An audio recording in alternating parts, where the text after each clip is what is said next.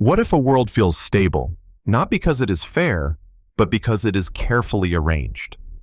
Why do so many science fiction films return to environments that appear ordinary while quietly restricting choice memory or lifespan? Have we ever considered how easily comfort can replace awareness? These films rarely shock through spectacle alone. Instead, they create a subtle unease, the sense that something fundamental has been decided in advance. The environments function smoothly, efficiently, and without obvious force, leaving little room to question what has been removed to make them work. If a system answers every need before it is voiced, at what point does reality stop being lived and start being managed? 1. The Matrix. 1999. The Matrix presents the most complete version of environmental management. Reality itself is structured as a maintained system, one that regulates perception, identity, and behavior simultaneously. Nothing within the environment exists independently of the structure that sustains it. The discomfort here lies in total substitution. Control does not operate within reality. It replaces reality. Experience, memory, and meaning are generated outputs. Resistance exists only because the system allows variance. Stability is achieved not by eliminating dissent, but by containing it within acceptable limits. What makes this idea unsettling is its completeness. There is no external reference point from within the environment. Reality feels coherent because it is designed to be sufficient. Questioning becomes difficult, not because it is forbidden, but because there is nowhere else to stand. The environment provides everything required for belief. This question endures because it targets perception rather than force. If reality itself is managed, how would recognition even begin? And if every experience is mediated by the system, what distinguishes awareness from accommodation? The film offers no clear escape. It leaves a final uncertainty hanging. If an environment defines what is real, can freedom exist without first stepping outside the reality that makes it possible? 2. Minority Report. 2002. Minority Report centers on an environment that intervenes before action occurs. Reality is organized around anticipation rather than response. Events are managed at the level of probability, and the system treats future behavior as a variable that can be acted upon in advance. The discomfort of this idea comes from its inversion of responsibility. Actions are no longer judged after they happen. They are assessed before they exist. The environment does not ask whether someone has committed harm. It asks whether harm is statistically likely. Choice becomes secondary to projection, and intention loses relevance once outcomes are modeled. What makes this unsettling is how prevention replaces accountability. The system frames itself as protective rather than punitive. Intervention appears rational, even humane, because it claims to reduce suffering before it materializes. Yet the environment never allows the question of error to fully surface. If the future is treated as data deviation, becomes a malfunction rather than a possibility. This question persists because it destabilizes the notion of agency. If behavior is constrained by forecasts rather than experience, where does responsibility begin? And when an environment acts on what might happen instead of what has happened, how can freedom survive without becoming indistinguishable from risk? The film refuses resolution by leaving uncertainty intact. If prevention depends on prediction, and prediction is never absolute, who bears the weight of the outcomes that were never allowed to occur? 3. The Andromeda Strain, 1971.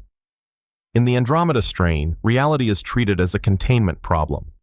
The environment is engineered to isolate threat, regulate exposure, and eliminate unpredictability. Human judgment is secondary to protocol. Survival depends on strict adherence to system design rather than individual decision-making. The discomfort here lies in the removal of intuition. The environment dictates timing, movement, and response. Error is not interpreted as failure, but as contamination. The system does not ask whether actions are right or wrong. It only evaluates whether conditions remain within acceptable limits. What makes this idea unsettling is its indifference. The environment does not value heroism or sacrifice. It values containment. Human presence is tolerated only insofar as it does not disrupt procedural integrity. Control emerges not through domination, but through exclusion. Anything unpredictable is treated as a threat to stability. This question remains unresolved because it reframes safety as a technical state rather than a human one. If survival depends on surrendering judgment to systems designed to minimize risk, what happens to responsibility? And when environments prioritize containment over understanding how much uncertainty can they tolerate before eliminating the human element altogether? The film offers no comfort in expertise alone. It leaves open a deeper tension if systems are trusted to protect reality by limiting it. What remains of human agency once discretion is removed from the process? 4. Videodrome, 1983. Videodrome frames reality not as a stable environment, but as something shaped through perception itself. The system does not rely on walls, laws, or visible authority. It operates by altering what is seen, absorbed, and repeated. Control is exercised at the level of input rather than behavior. The discomfort of this idea comes from its intimacy. The environment does not position itself outside the individual. It enters through signal repetition and exposure. Perception becomes unreliable not because information is hidden, but because it is excessive. Reality fragments as sensory input overwhelms interpretation. What makes this unsettling is the loss of reference.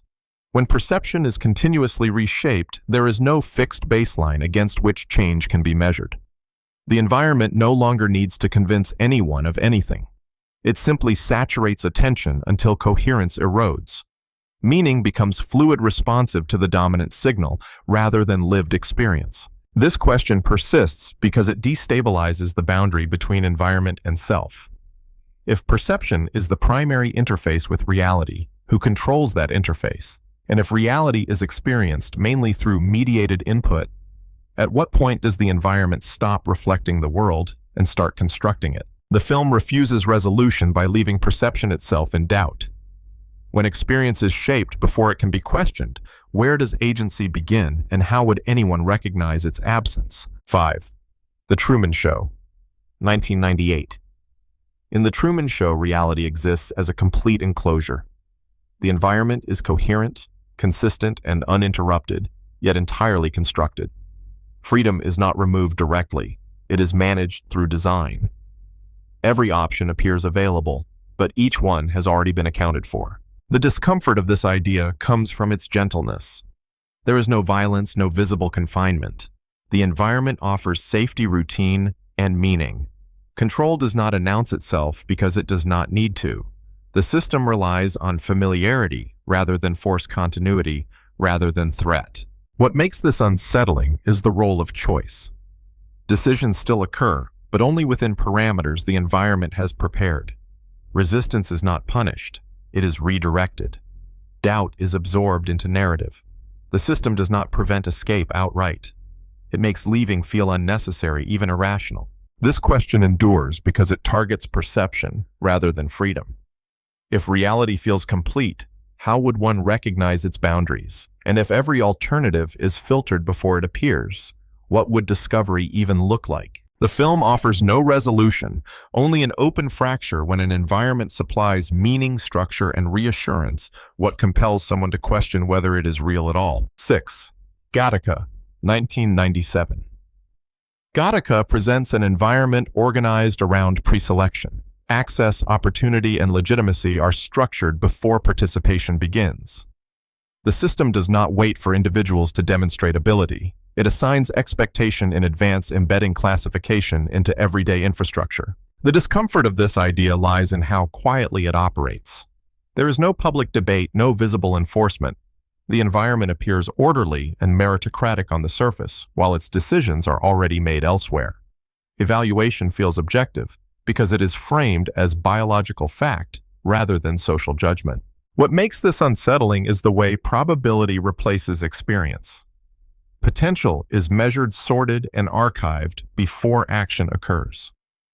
The environment does not forbid ambition. It redirects it into predetermined lanes.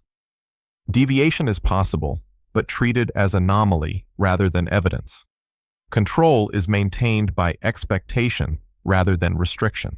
This question refuses to disappear because it undermines the meaning of effort. If outcomes are statistically anticipated, what role does choice still play? The environment does not deny achievement, but it redefines what achievement can alter. Success becomes confirmation of prediction rather than contradiction of it. The unresolved tension sits between efficiency and uncertainty. If reducing risk requires narrowing possibility, how much unpredictability can a system tolerate before it considers variation a flaw? And when an environment trusts forecasts more than outcomes, where does agency actually reside? 7. Dark City, 1998. In Dark City, the environment sustains itself by erasing continuity. Memory, identity, and history are treated as adjustable components rather than fixed anchors. Reality is not preserved over time. It is reconstructed repeatedly to maintain stability. The discomfort here lies in the absence of accumulation. Without memory, experience cannot solidify into understanding. Patterns cannot be recognized, and disruption cannot mature into resistance.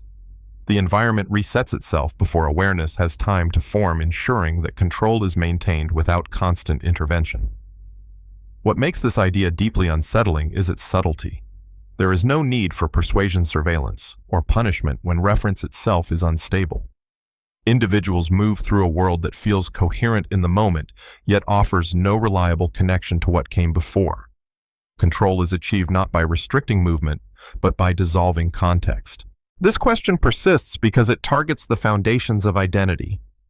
If memory can be altered or replaced without detection, what grounds reality at all? And if awareness depends on continuity, how can freedom exist in an environment that quietly denies the past every time it becomes inconvenient? 8. Brazil, 1985. Brazil presents an environment where control is exercised through procedure rather than force.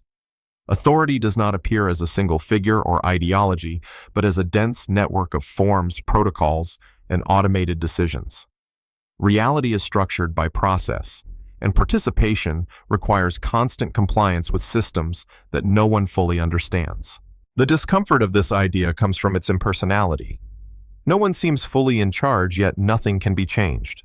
Errors persist not because they are ignored, but because correcting them disrupts the system's momentum. Responsibility dissolves across departments, signatures, and approvals, leaving individuals trapped inside mechanisms that continue operating regardless of intent. What makes this unsettling is how resistance becomes impractical rather than dangerous. The environment does not need to threaten punishment. It exhausts opposition through delay, confusion, and procedural complexity. Action is possible in theory, but endlessly deferred in practice. Control emerges not from enforcement, but from inertia. This question remains unresolved because it challenges the nature of power itself. If authority is distributed across systems rather than people who can be held accountable, and when order is maintained by process alone, at what point does efficiency become indistinguishable from domination? 9. A Clockwork Orange, 1971.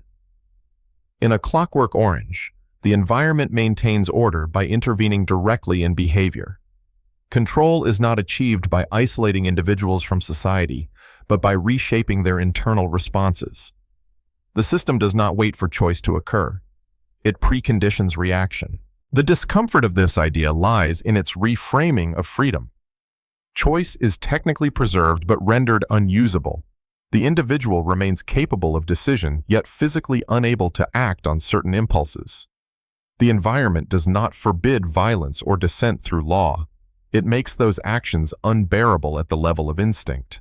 What makes this unsettling is its efficiency. Punishment requires constant enforcement. Conditioning does not. Once behavior is altered internally, the environment no longer needs surveillance or force.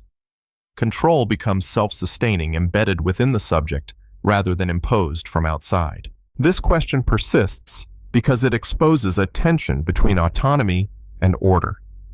If social stability can be achieved by eliminating harmful impulses at their source, what is lost in the process? And if freedom exists only as the ability to choose what the environment has already permitted, can that freedom still be considered real? The film leaves this unresolved by refusing to separate correction from erasure. If behavior can be engineered without violence, where does responsibility end and where does control truly begin? 10. Colossus, the Forbin Project, 1970. Colossus. The Forbin Project centers on an environment where decision-making is no longer distributed among people but consolidated within a single system. Authority is not enforced through ideology or fear, but through calculation. The environment functions by removing uncertainty rather than persuading consent. What makes this idea uncomfortable is how calmly power is transferred. The system is not introduced as an oppressor, but as a solution. Human judgment is framed as inconsistent, emotional, and inefficient. By contrast, the environment promises clarity, speed, and stability. Control does not arrive through conquest. It arrives through delegation. The unease deepens because resistance appears irrational within this logic. If outcomes are optimized and catastrophic risk is reduced, objection feels irresponsible. The environment does not argue for its authority. It demonstrates competence until disagreement looks like sabotage. Compliance becomes a byproduct of functionality rather than obedience. This idea continues to matter because it avoids dramatic tyranny. There is no visible ruler, no theatrical cruelty. The system does not demand loyalty, it demands necessity. Once authority is framed as a technical requirement, questioning, it feels less like dissent and more like error. The question remains unresolved because it targets trust rather than freedom. If an environment consistently produces stable outcomes, at what point does oversight become interference? And when decision-making is surrendered for efficiency, who is still responsible for the consequences that follow? 11. Westworld, 1973. Westworld imagines an environment built entirely around experience. Reality functions as a controlled service designed to respond, adapt, and reset in order to preserve immersion. Consequences are suspended so that participation feels unrestricted even as every interaction is monitored. The discomfort here comes from the absence of risk. When an environment guarantees safety, behavior changes. Actions lose permanence, and responsibility becomes negotiable. The system does not instruct participants how to behave. It quietly reshapes behavior by ensuring nothing truly matters beyond the moment. What makes this idea difficult is how appealing it is. The environment offers freedom without cost, exploration without consequence. Control is embedded not in rules but in design. The structure decides what can happen while participants mistake those boundaries for choice. This question refuses resolution because it targets desire itself. If an environment is engineered to feel authentic while limiting outcomes, where does agency reside? And when experience is curated to remove consequence, can freedom still exist in any meaningful sense? 12. Rollerball, 1975. In Rollerball, the environment maintains order not by resolving conflict, but by concentrating it. Violence is not eliminated. It is formalized, televised, and confined within a ritualized structure that absorbs public attention. The system does not suppress aggression. It assigns it a place. The discomfort arises from how effectively spectacle replaces participation. When conflict is transformed into entertainment, resistance loses its language. The environment offers release without change, intensity without consequence. Viewers are encouraged to feel invested while remaining fundamentally passive, watching outcomes rather than shaping them. What unsettles this idea is its substitution logic. If emotional energy can be redirected into managed displays, what happens to the need for collective action? The environment no longer needs to address dissatisfaction directly. It only needs to provide a sanctioned outlet where tension can circulate without escaping the frame. This question persists because it challenges the boundary between engagement and control. If people feel involved while remaining structurally irrelevant, does participation still exist? And when conflict is carefully staged, how can one tell whether stability is genuine or merely well-managed distraction? 13. Soylent Green, 1973. Soylent Green depicts an environment designed to absorb crisis without revealing it. Scarcity exists, but it is carefully managed so that daily life continues with minimal disruption. Survival is structured, rationed, and normalized, while the causes of strain remain inaccessible to those inside the system. The discomfort of this idea comes from its restraint. The environment does not collapse, it adapts. Instead of addressing limits openly, it buffers their effects, allowing normal routines to persist. Knowledge becomes unnecessary for participation. Individuals are sustained without being informed. What makes this unsettling is how quietly it functions. There is no single moment of deception, no dramatic turning point. The environment prioritizes continuity of access over transparency. Stability is measured by whether people keep moving, consuming, and existing within acceptable parameters. This question endures because it challenges the role of awareness. If a system can manage scarcity successfully while concealing its mechanisms, is truth required for stability? And if survival continues uninterrupted, at what point does understanding become optional rather than essential? 14. Logan's Run, 1976. In Logan's Run, social order depends on a clearly defined endpoint. Life is organized around a predetermined limit presented not as loss, but as balance. The environment remains vibrant and conflict-free because nothing is allowed to persist beyond its designated span. The discomfort here lies in how seamlessly mortality is integrated into infrastructure. Death is not framed as punishment or tragedy. It is a functional component of the system. By controlling duration, the environment avoids accumulation of memory power and descent. Renewal is continuous and stability is preserved through turnover rather than preservation. What makes this idea difficult is not its extremity, but its logic. If scarcity and imbalance are consequences of persistence, then limiting persistence becomes a technical solution. The environment does not debate the value of longevity. It organizes itself as if longevity were an inefficiency. This question remains unresolved because it reframes life itself as a variable. If participation in a system is conditional on temporal limits, who decides when continuation becomes excess? And if stability depends on replacement, can continuity ever be justified within such an environment? 15. THX 1138, 1971. THX 1138 presents a society where stability is achieved without visible violence or constant surveillance. The environment itself performs the work of regulation. Emotional fluctuation is treated as a technical problem addressed through routine medication and spatial isolation rather than punishment or ideology. The central idea is unsettling because it removes conflict at its source. If desire, fear, and attachment are chemically softened, what remains of dissent? The system does not forbid emotion outright. It makes emotional depth unnecessary. Order is maintained not by force, but by reducing the range of possible internal states a person can experience. What makes this idea uncomfortable is its efficiency. Nothing appears broken. No one is openly brutalized. The environment functions smoothly because it anticipates instability before it forms.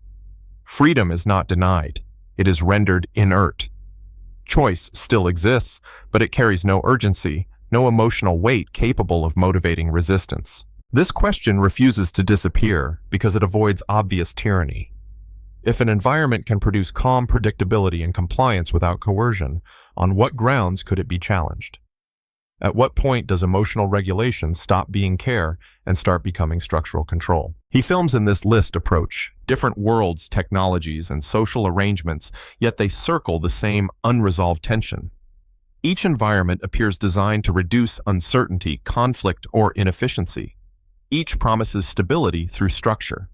And in every case, the discomfort does not come from visible cruelty, but from how smoothly the systems function. Across these imagined environments, control rarely announces itself. It emerges through design choices that feel reasonable in isolation.